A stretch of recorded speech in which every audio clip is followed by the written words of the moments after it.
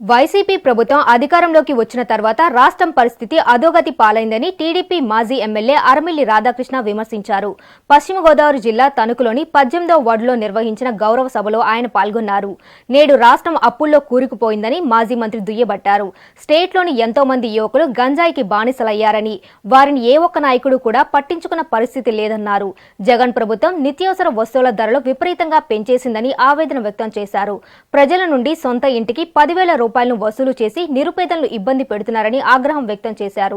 రాబోయే కాలంలో చంద్రబాబును మళ్లీ ముఖ్యమంత్రి చేసి రాష్ట్ర అభివృద్ధికి ప్రజలు, పార్టీ కార్యకర్తలు తోడ్పడాలని అరమిల్లి రాధాకృష్ణ పిలుపునిచ్చారు.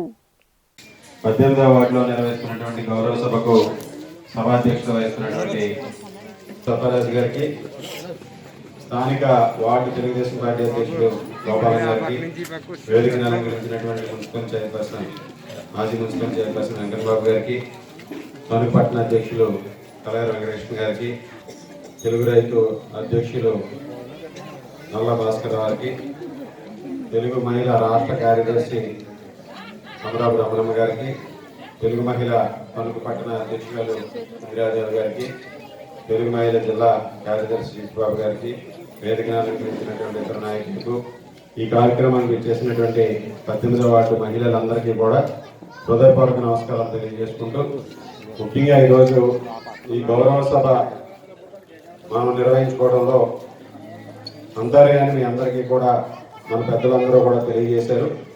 ముఖ్యంగా జగన్మోహన్ రెడ్డి గారు ప్రతిపక్షంలో ఉన్నప్పుడు పాదయాత్రలు చేస్తూ ఊరూరు తిరిగి ఎన్నో రకమైనటువంటి హామీలు ఇచ్చి ఆ రోజు ఒక అవకాశాన్ని అడిగారు. ఒక అవకాశం ఇవ్వండి, నేను మీ ఇంట్లో మీ కొడుకుగా చేస్తానని చెప్పి ఒక అలవి కానటువంటి హామీలు ఇచ్చి అధికారంలోకి రావడం జరిగింది. ఆయన ఇచ్చినటువంటి హామీల్లో నవరత్నాలని చెప్పాడు. ఈరోజు నవరత్నాలన్నీ కూడా ఒక్కొక్క రత్నం కూడా రాలిపోయి నవమోసాల ప్రభుత్వం ఇది. ఈరోజు వైఎస్ఆర్ కాంగ్రెస్ పార్టీ ప్రభుత్వం నవమోసాల ప్రభుత్వం కింద మారినటువంటి పరిస్థితి. నవరత్నాలని చెప్పి మద్యపాన నిషేధం ఒక రత్నం. మద్యపాన నిషేధాన్ని ఏ విధంగా తూట్లు పొడిచేయడం మనందరం కూడా ఆలోచన చేయాలి. ఈరోజు మద్యాన్ని పూర్తిగా సంపూర్ణ మద్యపాన నిషేధం అని చెప్పి, ఈరోజు దశలవారీ అని చెప్పి ధరలన్నీ కూడా పెంచి ఈరోజు సామాన్య మానవులు, సామాన్య కుటుంబాల జీవితాలన్నింటినీ కూడా రోడ్డును పడేసేటటువంటి పరిస్థితి. ఈరోజు మధ్యతరగతి కుటుంబం, పేద కుటుంబాలు వాళ్ళ మద్యానికి అయ్యే ఖర్చు పడుతుందా మన మీద కాదు, మన పిల్లల మీద, మన భవిష్యత్ తరాల మీద, అందరి మీద పడి ఈరోజు రాష్ట్రం అస్తవ్యస్తం అయిపోయినటువంటి పరిస్థితి. పరిశ్రమలన్నీ కూడా పక్క రాష్ట్రాలకు పోయి ఉద్యోగాలు లేవు మన పిల్లలకి. ఎక్కడ పడితే అక్కడ గంజాయి, ఈరోజు యువతని గంజాయి మత్తులో దించి ఈరోజు గంజాయి రాష్ట్రంగా చేసినటువంటి, గంజాయి ఆంధ్రప్రదేశ్గా చేసినటువంటి పరిస్థితి. మన తణుకు పట్టణంలో కూడా గంజాయి వెచ్చవేడిగా అమ్ముతున్నారు, కానీ ఇక్కడ పాలకులకు పట్టదు. పూర్తిగా ఈ విధంగా అన్ని వ్యవస్థలన్నీ కూడా నాశనం అయిపోయినటువంటి పరిస్థితి ఈరోజు రాష్ట్రంలో ఉంది. ఈరోజు వార్డుల్లో ఉన్నారు మన స్థానిక నాయకులు, ప్రజాప్రతినిధులు. ఎవరైనా వచ్చారమ్మా మీ ఇంటికి? మేము ఎమ్మెల్యేగా ఉన్నప్పుడు, నేను ఎమ్మెల్యేగా ఉన్నప్పుడు కానీ మన సుధాకర్ గారు చైర్మన్గా ఉన్నారు, వెంకటబాబు గారు చైర్మన్గా ఉన్నారు, మీ వార్డు కౌన్సిలర్ సబ్బరాజు, ఏ విధంగా మీ ఇంటింటికి వచ్చేవాళ్ళం. ప్రతి 6 నెలలకు ఒకసారి మీ కష్ట సుఖాలు తెలుసుకునేవాళ్ళం. ఇక్కడ సమస్యలు ఏ విధంగా పరిష్కరించాలో ఆ రోజు చేసేవాళ్ళం. ఈరోజు స్థానిక ఎమ్మెల్యే గారు మీ ఇంటికి ఎప్పుడైనా వచ్చారా?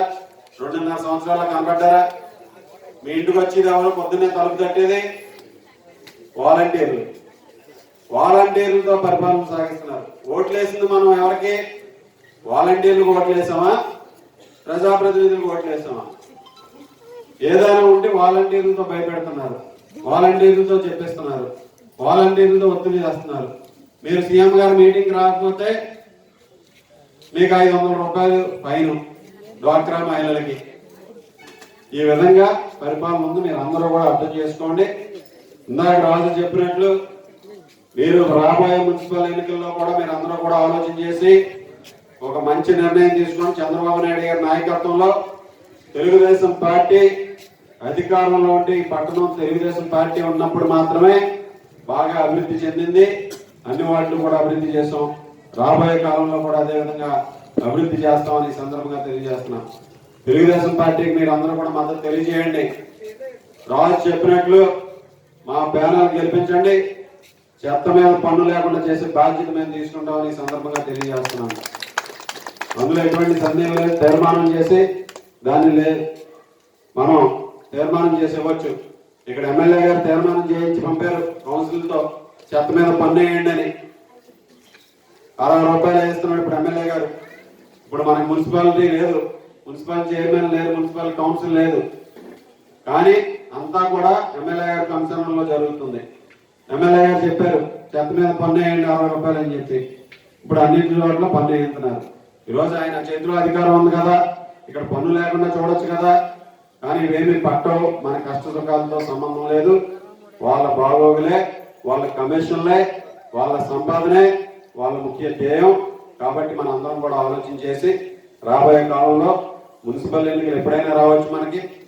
ఈరోజు మీరు రాబోయే కాలంలో చంద్రబాబు నాయుడు గారికి మద్దతు తెలియజేయండి. చంద్రబాబు నాయుడు గారు ముఖ్యమంత్రిగా ఉంటే ఈ రాష్ట్రం బాగుపడుతుంది, మన పిల్లల భవిష్యత్తు భద్రంగా ఉంటుందని ఈ సందర్భంగా తెలియజేసుకుంటూ, ఈరోజు గౌరవ సభ అంటే అసెంబ్లీలో ఇటువంటి ప్రజా సమస్యల మీద చర్చించలేకపోవడం వల్ల ఈరోజు ఇటువంటి చోట చర్చించడానికి, మీ సమస్యలు చర్చించడానికి, మీకు తెలియజేయడానికి ఇక్కడికి వచ్చామని ఈ సందర్భంగా తెలియజేసుకుంటూ, నాకు ఈ అవకాశం కల్పించిన పెద్దలందరికీ, మీ అందరికీ పేరు పైన ధన్యవాదాలు తెలియజేసుకుంటూ సెలవు తీసుకుంటాను.